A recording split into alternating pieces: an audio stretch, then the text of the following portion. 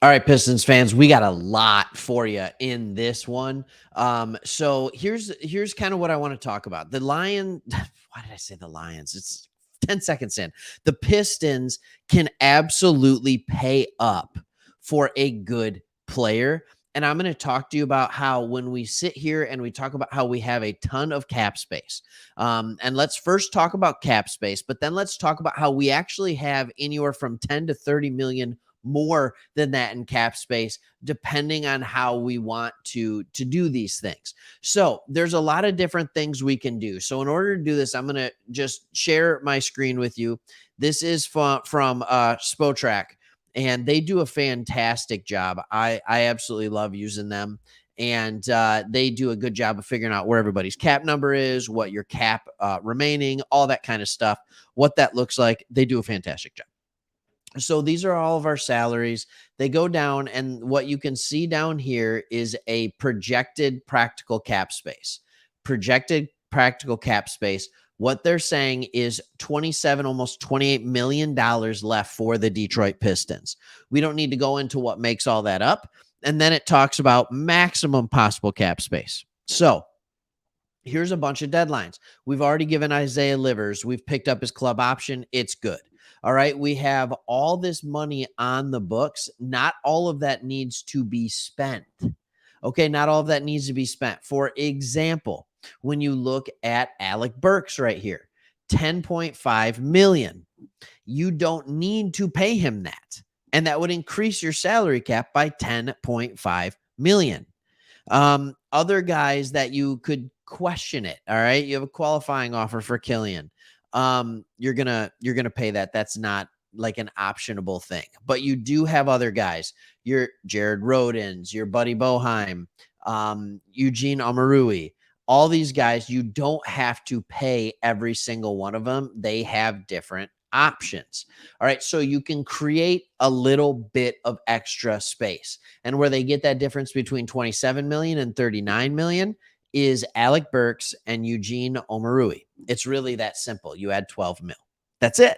And so here's what we can do with Cam Johnson. And in order to know this, I want to tell you of a report that's going out. There have been reports that the Nets plan to offer Cam Johnson a 4-year deal for $84 million. Now, Cam Johnson is a restricted free agent.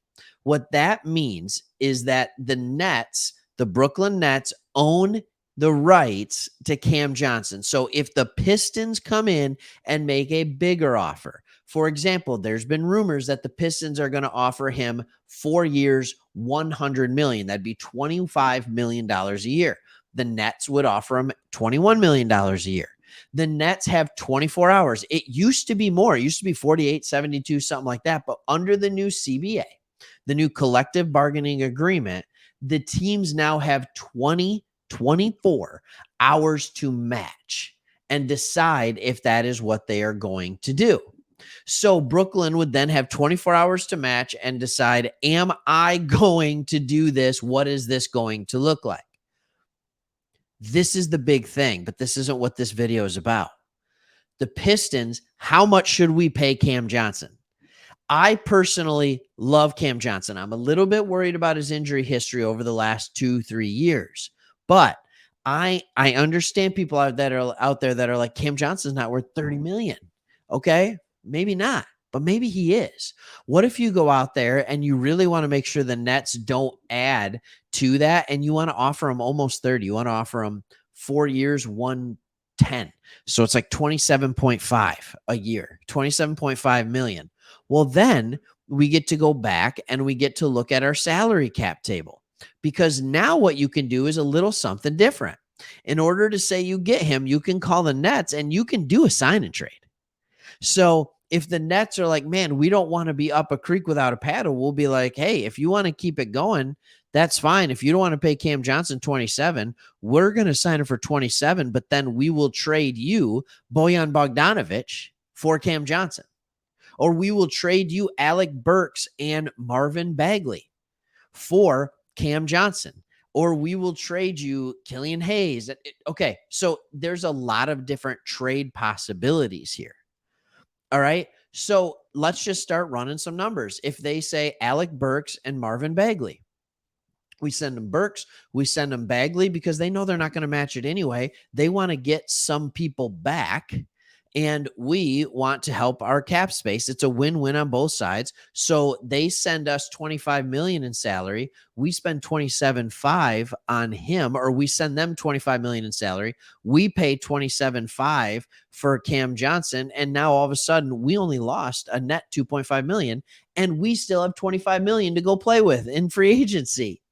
Like, this is what I want people to understand. There is a way to do this. If you find a team that is willing to do a trade or a sign and trade for a restricted free agent, or for another player or another free agent that has the cap space, then all of a sudden you can be in the ability to go out and get a Cam Johnson and another player.